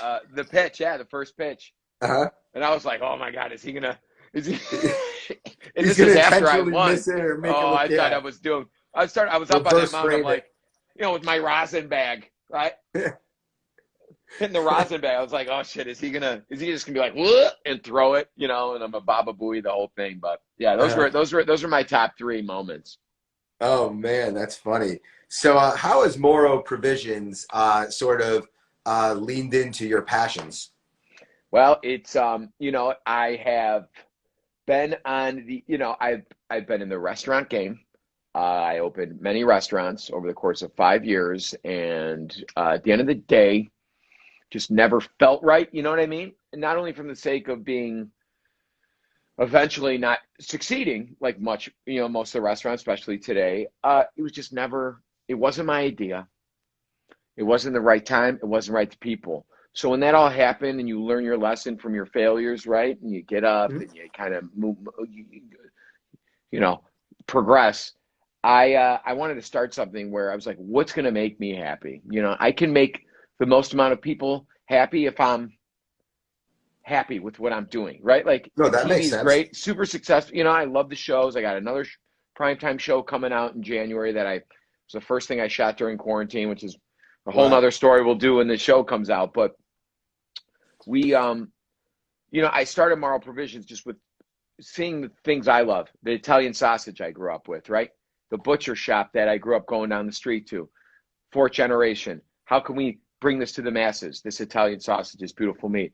I love giardiniera, hot giardiniera. You can't find it in a lot of cities throughout the country. I've known this. I've lived in LA. I spent half my time in New York and Jersey. Just not around. How do I make the best version that I want to look at and eat and provide it to the masses? And that's like kind of where this brand started. And it's bootstrap, man. It's grassroots. I know, what I'm doing 2 days next week is like What? Bringing folding tables and packaging 400 3-packs of giardiniera. You know what I mean? And shipping them out with my wife and my son and my part. Like, it's just, there's no fluff.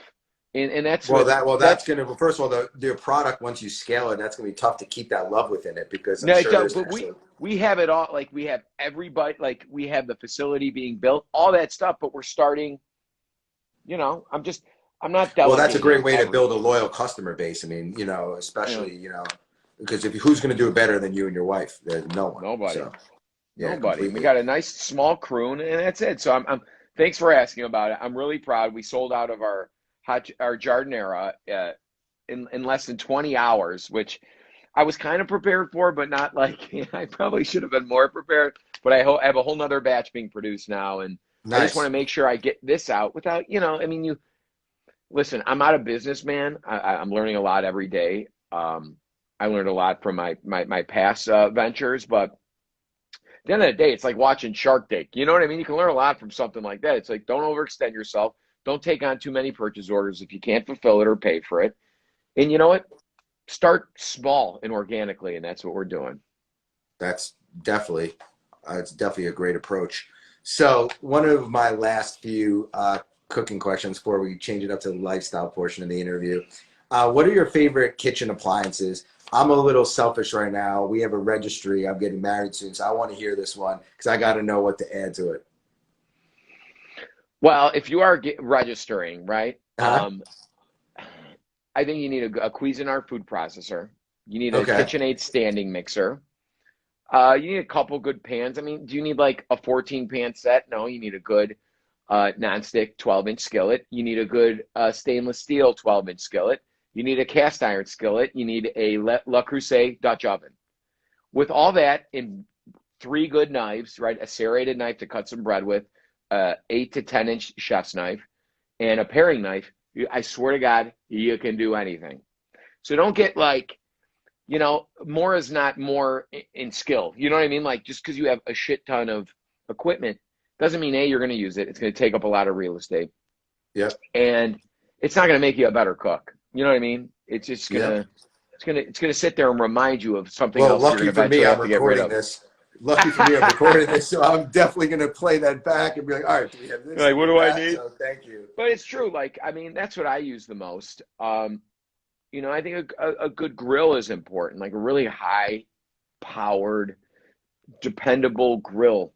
You know, I love football and stuff, and also like entertaining during the summer. So for me, that would be amazing. Do you have a grill company you could recommend? DCS. I mean, if you want to splurge, that's probably the best where you're gonna get the highest heat level and the best retention. And you know, Weber's are great too. I mean, it's really, you know, there's some grills out there. I call them like hardware store grills. You know what I mean? There's a couple brands out there. You might get 2 seasons out of them, but if you use it and it's out in the elements, forget about it. You know, it's not. Okay. Unless you're prepared to replace it and you like to replace grills every 2 years. No, you know? why would you do that? Yeah, I would definitely get something built to last. So anyways, let's have some fun now. I'm sure everyone asks you about chef questions to exhaustion. So are you a watch, car, or cigar guy? I love cars. Okay. I love a watch. I have 2 watches. This is my Explorer 2. Nice. I got for Father's Day one year from my wife, but it was always my dream to, you know, have a Rolex. And this thing I've had probably for 7 years. I love it. I'd love to get a Daytona with a Oyster Flex band, gold Daytona. Nice. Sure. That's my dream watch. I love watches, so yep. So I tell myself I would, if with this in the day, I would be happy for the rest of my life. I think we both know that's not true. And I actually have a cool Shinola that was one of 500 made. It's called the Lake Erie Monster. It's got kind of like a rubber, like an Oyster Flex type band. It's a diving watch. I got it for, I don't know. I mean, like I got it because I saw it was limited edition. So I'll work out in that one, and this one I'll wear when I'm out. Nice. So is that Explorer that you have? Is that a current edition or is that vintage? No, it's current edition. So it's like 7 years old. I got it new. Yeah. Oh wow, that's cars. Awesome. I love cars. We're down to 1 car for the first time in at least my 20-year relationship with my wife, just because of COVID. And my lease was up. I had I mean, I'm not trying. Can I talk about this without sounding like a? First, I hope not. Because you want to know why? There's 2 things I want to say about cars and cars and watches. First off, watches. You know, especially when you told me about the story behind your Explorer, like that's to me the whole thing about watches. You know, people have passions and they collect different things, and you know, for me, it's a passion. I mean, you know, and it's like I got my watch, which you can see here. A lot of people know about it. It's just a Datejust, Datejust, Jubilee bracelet. It's a vintage one, but I got it for my engagement with my fiance, and I got matching ones for us, and they both are our birth year, 1985 and 1989. So there's a little sentimental meaning behind it. So and like as far as like you know, cars go and stuff, you know, listen, you got to get from point A to point B, and you know, like, you know, why not do it in style? But like, listen, just because you like, you know, you have a passion for something doesn't mean that you're, you know, being like too much. Yeah. That's my opinion. I mean, like, listen, I like to listen. You know, I had a Honda Accords for the first, you know, till I was, and that makes you appreciate it even more now. 36, you know yeah, exactly. And I took care of those cars, and I So what took car every did you have on hand-me-down. your lease that you gave up? Let's hear it. You know, it's probably my least favorite car I've ever owned. It was a Mercedes Gle AMG 43. Yeah. Oh, AMG, nice. Yeah, it was nice, but it wasn't like the hand-built. I don't know if you know about AMGs. It wasn't like the hand-built 63 engine. It was the 43, which was plenty of speed, but it was just, to me, it was like driving around like a just a big loaf of bread. You know what I mean? With a growl to it. It was fast, but it was cumbersome. So when I was like, when the lease is up, I'm like, I don't know what else I want. So what, it was too clunky for you or something like that? It was just too clunky, and I didn't like. I got it, and it was I'm not saying I was the first to have it, but when I got it, it was right out, fairly unique. And then I hate seeing cars when they just keep popping up. It drives me crazy, right? I feel like it's something. I like having a little flair, a little uniqueness to the car, something that. And I thought that this was it, and then I saw them popping up, and every time I saw the car, even though I was driving the same car and I saw that the same car on the road, it would anger me. So I was like, I gotta get rid of this. So we went down. It was summer. I'm riding my bike everywhere, or we're like Ubering or something. And then I got which is the best car I've ever purchased, and this was last year, was a Audi Q8. Oh, nice. And that's what you have now?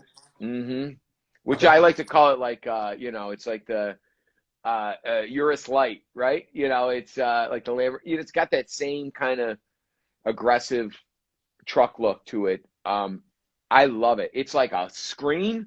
It's like a spaceship. You could change the lights. It's quick when you need it to be. It's comfortable in the back seat. The interface is the best I've ever had in a car as far as the UI. That's important, by the way. It's super underrated. And finally, I believe like these brands are coming up, like catching up to the world, because these cars suck. Like it's still hard. This one, you sit into it automatically. You got the CarPlay going. You can listen to this, that, buttons. Nice. It's great. I love it. But dream car, I would get the new it's the Avant, the wagon, the Audi RS6 Avant. Nice. Which I would love. I like Audis, I've realized.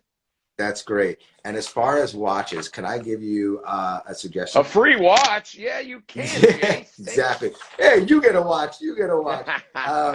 Let me give you a quick suggestion. I love Cartier.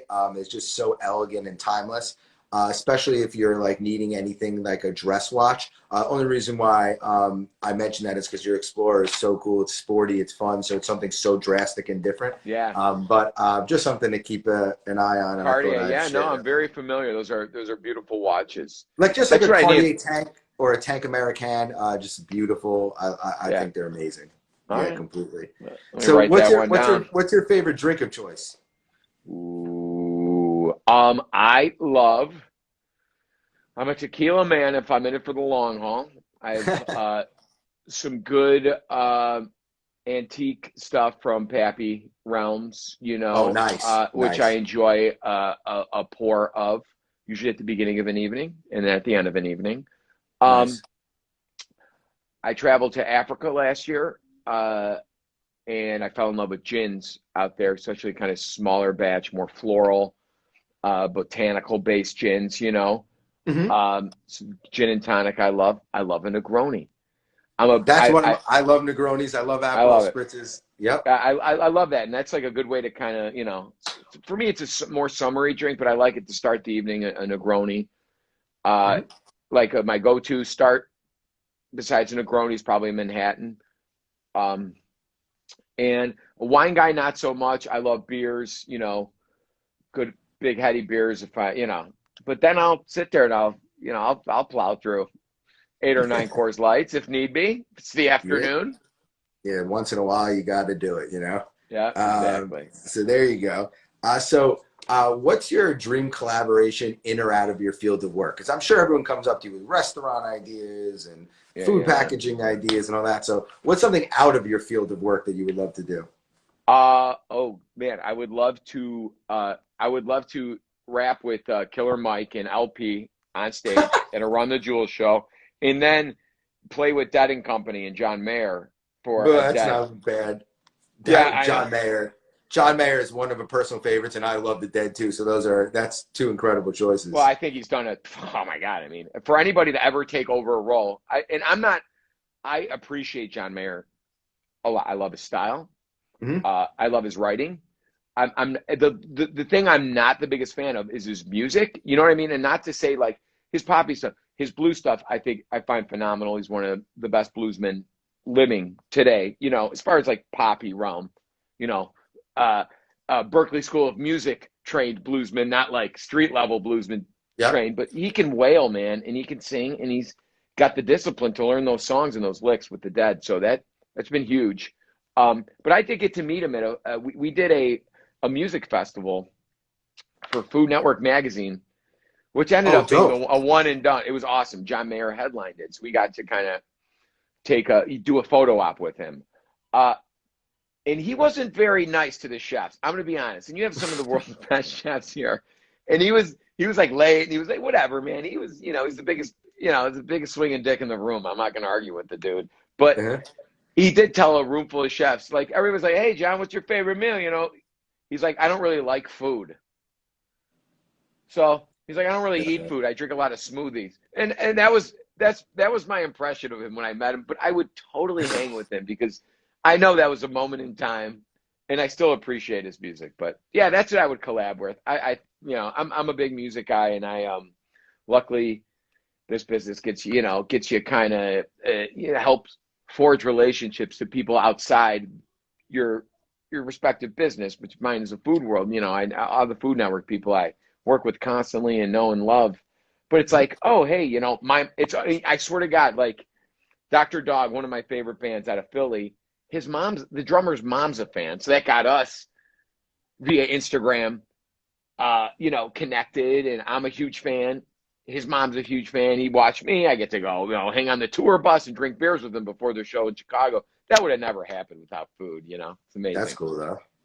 That's very cool. So where is your favorite place to travel just to, like, chill and kick it? And then where's your favorite place to travel for food? I love chill and kick it would be Mexico. I'm like Tulum? Tulum I like. Tulum is probably like my favorite food destination, I would say, as far as in Mexico, I think. But it comes with its own stress because if I feel like it's like you still got to be on your game, right? Like it's still a pretty hip joint, and it is, it doesn't. Everybody's from everywhere else there. It's like going to LA in a way. No, right? I agree completely. You know what I mean? It's turned into that for sure. But I love eating in I like going to, even it's a resort town like Puerto Vallarta. I've been to, I don't know, 20 times. Mm-hmm. And my favorite meals there are on the street, real joints that are not made for tourists or not like, a typical big restaurant where you're getting street tacos and all that. I love that. Totally. For me, I would say I'm just like a Mexophile. Like any chance I get, I'm there. I love, I went to Cabo last year for the first time. That was great. But I mean, just the people, the food, the culture. I mean, Mexican food makes me so happy. We were supposed to go to Italy this year. We're so many, like everybody, everything's been pushed back. Have you been to Italy? Immensely. When I was 20, for a college trip, where we don't remember the food. I mean, I did. No, I meant because you were drinking. I was just kidding. Exactly. Yeah, exactly. I mean, no, that's the point. It's like I need to go back as a card-carrying adult with a pot to piss in, not when I didn't have a pot to piss in. And I was there with a bunch of yahoos, you know what I mean? You didn't, but I remember. So I got to go back, and it's so definitely good on the short list. When I started my career as an editor, and I was covering Fashion Week, Florence, Milan, and Paris twice a year. Oh wow! For 4 years. So my first time ever in Italy, I guess I didn't know where to stay initially at first. This was only in Florence. I had recommendations from Milan. So anyways, I get there, the hotel isn't ready, and people are like, the only thing don't do is like eat by like the subway stations, and randomly my hotel, which is Florence isn't big, was sort of near like the train, right? So yeah. Because I was so excited. I love Italian food. So I'm like, all right, I guess I can't do it. Anyways, I go back. I'm like, is my room ready? They're still not ready. I'm like, I'm freaking starving. I'm getting something. I'll just eat again. Guess what? One of the best pastas I've ever had in my freaking life. There you go. I was like, this town is gonna just do wonders for me. And what's crazy about Italy? Yeah. What's crazy about Italy is because I've been there so much. I eat a lot, maybe because Florence, you're forced to walk everywhere, but I don't gain weight for some reason. Hopefully you have everybody says. It's just tremendous. So definitely I advise going there, of course. It's like my play, right? And I believe that. I'd be like, all right, you're fine. You don't get hungover because there's no sulfites in the wine, and you don't you don't gain a pound because you're walking everywhere. I was like, I will push the limits of that, guaranteed. There you go. We'll see.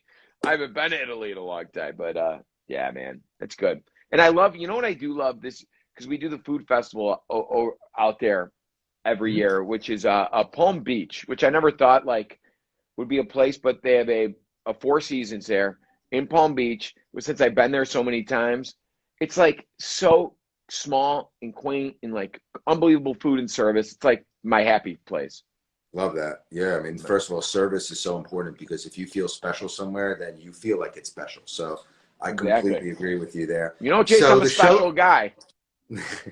So the show is called Show and Tell. Do you have one or two items that you would like to quickly show on camera? I got this one. Now, this is nice. This is a Takamine acoustic guitar, electric guitar. Can you show the top of it? It looked like it had controls on the top. That was so cool. So it's look at that, guys. A tube preamp in it. So there's literally if you look in there, there's a and there's a transistor tube. Yeah. Wow. So it's actually, but this is I'm not just like showing. I have plenty. So are you gonna like rock the Hollywood Bowl with that thing or what? I would love to, but this is. I did Trisha Yearwood's show, and Trisha is married to Garth Brooks, as you may or may not know. And then I did him a favor by guest hosting their Facebook weekly show that she does called Coffee Talk. And then next thing I know, as a thank you, 2 days later at my door is Garth Brooks, not only his model of guitar, but his guitar that he used on tour. No way. That she was just tossed you a Garth Brooks guitar? Yeah. And listen, I love Trisha. I love Garth, but I'm not like a classic country fan. You know what I mean? Like, I know this would make hundreds of millions of people on the planet go absolutely crazy. And it's my daily player. Yeah, you understand the honor was, and I played. You could see it. This thing was clean when I got it, and I beat shit up. Like, you could see it. Like, look at that, man. That's how much I play it. I plug it in. It's the best guitar I've ever owned. And it was gifted to me by a legend. And then last time I did the show, she got, hold on. And by the way, that last thing is something, even as you get more patina and more usage, you always refurbish. You never get rid of. Oh, what's that? This is Trisha gave me a legitimate Stetson custom hair. Nice. Look at me now, huh? So you're set. Yeah. You are now you're on the Food Network, but guys, ladies and gentlemen, please sign up for Jeff's country music tour. He'll be coming to a city near you, right? We're starting at the Opry. Yeah, exactly. Sorry that the Staples and MSG sold out so quick, but there's other venues you guys can. Exactly. But that was like just, again, like food is being the connector to my passion for music and comedy and all this stuff. So yeah, that's my baby. This I saw. I'm sorry if your mom's still watching, but this is not, I don't care. This is that my brother owned this tape and it got passed down to generations. I found it in a storage thing. I have it promptly displayed, but it is, you can guess what that is. This is the first one. And this was like handed down to my brother from somebody. And I have it for two things, right? It makes me and my friends and my cousins, when they come over, chuckle. My brother thinks it's so funny. It's like displayed, and people ask about it. They're like, is that a porno tape? I go, yeah, but first of all, I have a 12-year-old boy. You think he's going to find the device to play this relic? Your brothers do know what it is. I already know, and trust me, he's got an iPhone. You know what I mean? There's no way around it. But I don't know. It just, to me, it's like, this is me growing up with my brothers, my cousins, everything. It's just like this inside joke. That's funny. That I don't think many men have on display in their special room, right? So that's definitely the more interesting thing, I guess, the show. Hey, good. Like it, eat it. Shout out. I did I did a deep search for it too to see if I could even find a link. But no, nothing's out there. And don't tell anybody. I'm sorry.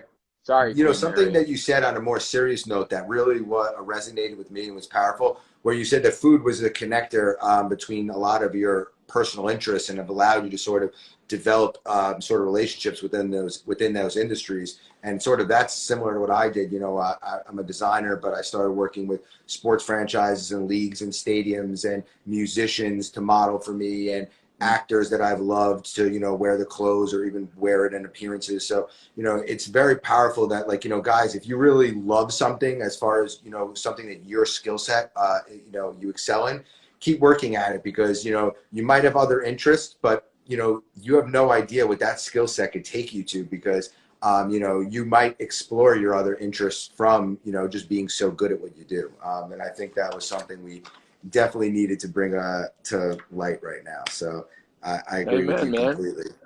Amen. So we have like we have 2 to 3 more questions. They're pretty quick before we wrap up, and you've been amazing. Thank you so much. This is all true. This is very true. Yes, you have been amazing, and we agree.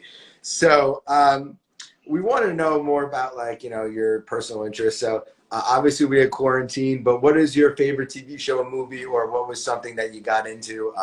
You have the floor. Oh man, I mean, first of all, I've watched every program ever recorded. So I'm out. I'm out. There's nothing else to watch. You know what I got into a lot was recording. Not to bring it to music again, but, like, you know, it's my hobby. But I started recording. So I think my first thing was this podcast we started with my sister. That was, you don't realize, everyone's like, I'm gonna do a podcast. And I'm like, let's do the pod. It's work. You know what I mean? It takes planning. If you want to do For it sure. right, there's editing, there's equipment, there's an investment. But on top of all that, I was like, I'm going to differentiate myself, because I'm going to write 4 new songs every podcast. The intro, the theme songs for this segment, the theme song for that segment, and the theme song for that segment, and the outro. So I was like, I'll keep the outro, but I'll do the 4. So I sat there, and through That's this, a fun project. It's a project. I'm doing it every week. You know what? Now I don't have the time to do it anymore, unfortunately, with everything not getting back to normal, but with the business and the launch of Mauro Provisions and all that. But Yep. it taught me how to successfully record, like, in my basement, and learn Pro Tools and learn all this stuff that I never really embraced or had the time to. So I just, you know, delved into that, and then that adds to the creation of the podcast. You know, we have a motto in this house. I say to my son all the time, I go, just create something every day, right? Could be I don't know. He goes now and he games, and he has a studio No, little that's next an to mine. unbelievable idea. That just create Completely. something every day. You know what I mean? Like, because I know he's creative. You know what I mean? If you're in a sport, I mean, I'm seeing him right now. I mean, I could see him e-learning with his buddy right now. His buddy's a total sporto, and that's great. They get along so well. But he's not, you know, my son plays 3 instruments. He does, like, creation is in our DNA. So if that works for your kid or yourself, then great. But I don't, like Jeff Tweedy, who from Wilco, big fan, you know, not only a local hero, but one of the best voices as far as point of views, I think, in current music. It just came out with a book, like, write a song a day. You know what I mean? Or just write not a song a day, write 1 song. And he goes, if you don't even know how to play, like, just write 1 song, like, how beneficial and therapeutic that could be, right? Just going through the process and the fears and working through that and trying to create something with an original tone and a voice is possible by anybody can do it. It's just trying to do it. And then you do it. And it could be for nobody to hear or listen to, or anything you create could just be personal, that you can hold for yourself. And you still get, you know, amazing benefits out of it. You know, one thing that I think we have to touch on the interview that we haven't really gone into much is personal style. Just because we're on Grungy Gentleman's show, and also Amen.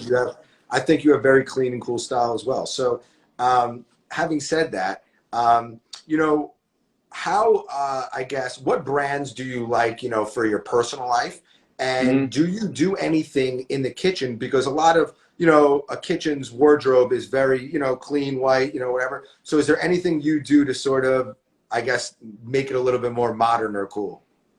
Yeah, for sure. I love to, I mean, the most I wear, label I wear the most is got to be Todd Snyder. Sure. And we had Todd on the I show. saw that. I know that's. I mean, he's a legend. He's a cool guy. Read all his stuff. You know, the email blast. I mean, I'm such a fan. I own a lot. I'm wearing one of his shirts on my cookbook cover. I've worn him on the show 3 dozen times. You know what I mean? And not just because I'm like showing my love for Todd Snyder. It just well made. Well, it fits my body very well. That's great. The tone I like to set. Stuff like that. Like I have a lot of vintage, some rock tees, dead tees I found online through like Winco. If you know that, that's like a vintage t-shirt company. Oh, I don't know. I'll check it out. And another good one is Made Worn. If you've seen them, they got a lot. They're not vintage, but they look vintage, which, you know, I got a couple. Okay. They feel good. If I could do anything, I would wear Brunello. Brunello Cucinelli. There you go. I'm still not there. I got 2 pieces. Nice. What did you get? I have a cashmere sweater that my wife got me, and I have a non-cashmere zip-up hoodie that I love, that I wear I'll put that on for an international trip or whatever. You know what I mean? Something soft, but stylish and clean. Sure. Not schlubby. But man, I look at that stuff and I can't visualize a better, like a bigger goal for to. Listen, there's not much softer than Brunello's suede. There's not much softer than his cashmere. I mean, Brunello Cucinelli, living legend. I've been lucky enough to have a relationship with Brunello. I've through my travels to Florence, I've interviewed him for publications like the Robb Report, but he has actually invited me to several dinners and stuff, and he does everything so right, you know, whether it's even just like how he treats his employees to how he's amazing, his dude. Production. Yeah, I mean, just first class all the way. How he grew up, his story to, you know, I mean, this is not like a 3rd generation Italian suitor, you know what I mean? Like he started from the bottom, so he's a real cool So do you do anything out of the ordinary in the kitchen as far as to like look fresh or anything, or not? I believe, all right, I don't like too much apron. I think sometimes, right, these big aprons with the stripes, you know what I mean? It's like all apron.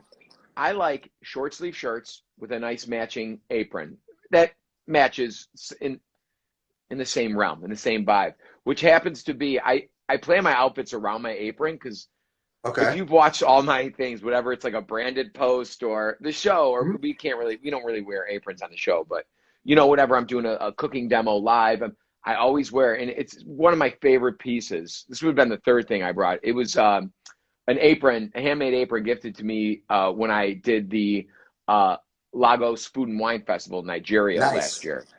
So it's got a tribal, you know, it's got a traditional African tribal print on it. And to me, it's so like, it's the perfect length. You know what I mean? A lot of these French style aprons, you feel like you're wearing a ball gown. And I don't like that. I need to move. You know, I gotta make sure these muscles are moving freely when I'm chopping. But that to me is like, I'm not like I don't know how people wear button down shirts in the kitchen. I never understood that either. And this is the key. And if you are having you're hosting something at your house and a dinner, whatever, there is zero wrong with cooking in something sharp, right? Smart, comfortable, that you don't mind splattering, right? Be honest. And then getting the dinner on the table, and when people are shoving food in their mouth, you sneak away. This is what I do.